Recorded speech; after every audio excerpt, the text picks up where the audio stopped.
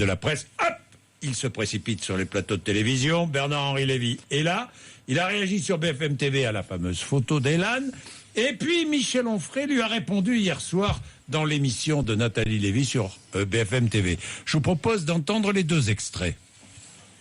Il peut arriver qu'une image, lorsqu'elle fait ainsi le tour du monde, ait cette vertu d'éveiller les consciences, de casser la mécanique froide des chiffres, de donner un visage à ce qui n'était jusque-là que des statistiques.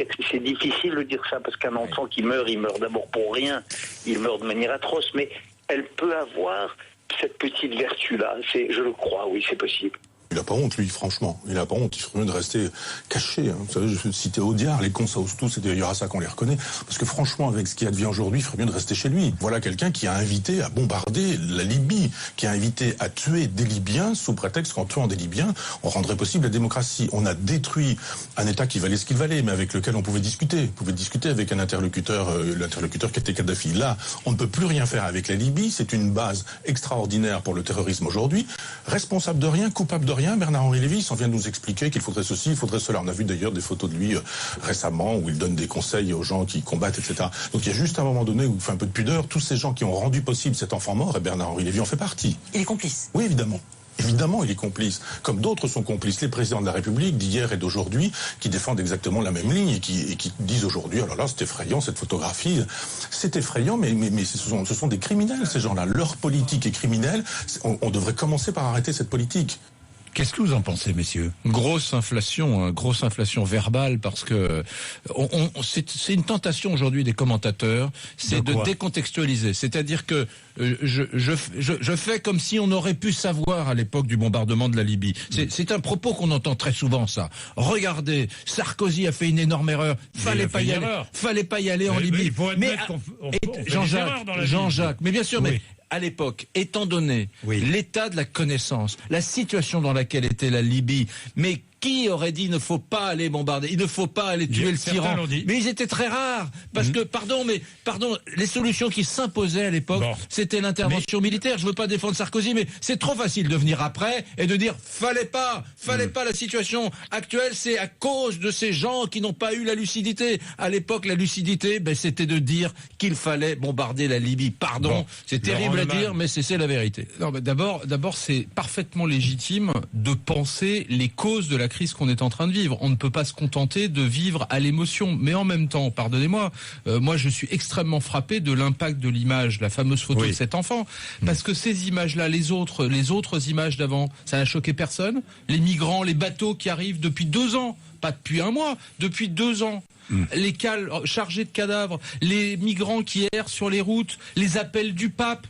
Personne n'a entendu, il a fallu cette photo-là. Vous savez qu'il y a un blog sur Internet de quelqu'un qu'on connaît assez bien, qui s'appelle le maître Eolas, qui d'habitude s'occupe de questions juridiques. Il y a quelques semaines de ça, il a publié 4 photos d'enfants. Ça a créé une polémique invraisemblable. Des photos aussi choquantes que celles qu'on a vues hier sur la plage de Bodrum.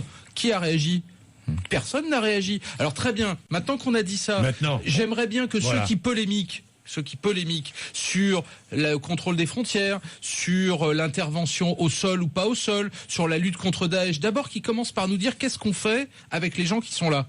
Or moi je n'entends pas grand-chose. Il a fallu qu'Angela Merkel prenne le taureau par les cornes pour qu'enfin, même en France, on change de position. Et qu'est-ce que dit l'opposition ?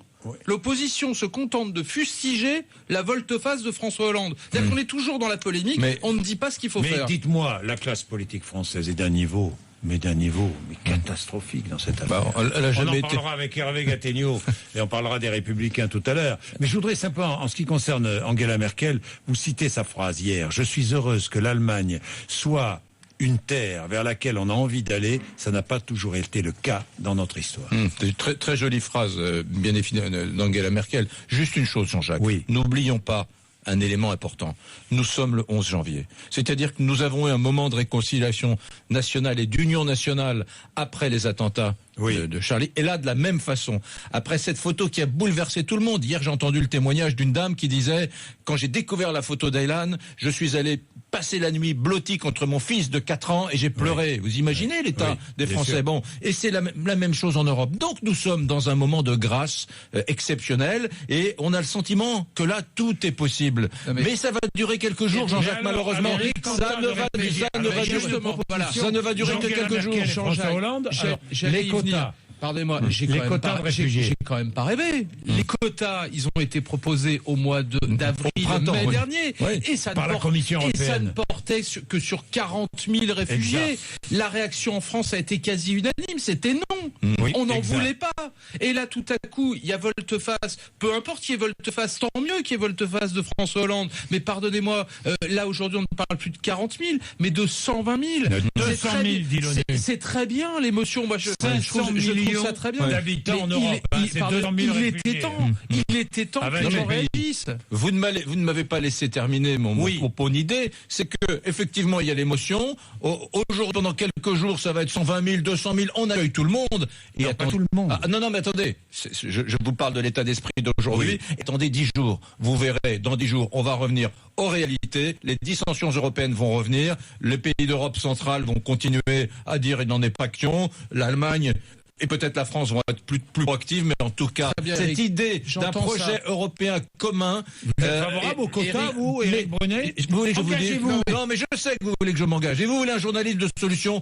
Mais je suis paumé, Jean-Jacques. Sincèrement, je suis paumé. J'ai du mal à y voir clair. Je sais à quel point les opinions publiques ne veulent pas de cela. Je ne veux pas plus pousser des poujadismes et des populismes, parce qu'il va y avoir des gens qui vont dire « On ne veut pas de ça, on met dehors ce gouvernement de droite ou de gauche qui nous impose des quotas, par exemple. » Donc il faut être très prudent. Oui, Laurent. Mais une fois qu'on a dit ça, on n'a rien dit parce que les gens sont déjà là.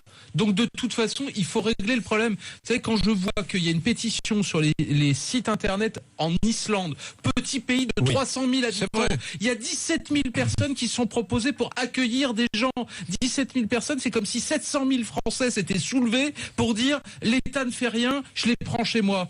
Ils sont où? C'est bien l'émotion, c'est formidable, mais on ne fait pas quoi? Quand on polémique là-dessus, on ne dit pas quelle est la solution. Donc maintenant, il faut agir. Bien, merci messieurs. 7h58 RMC.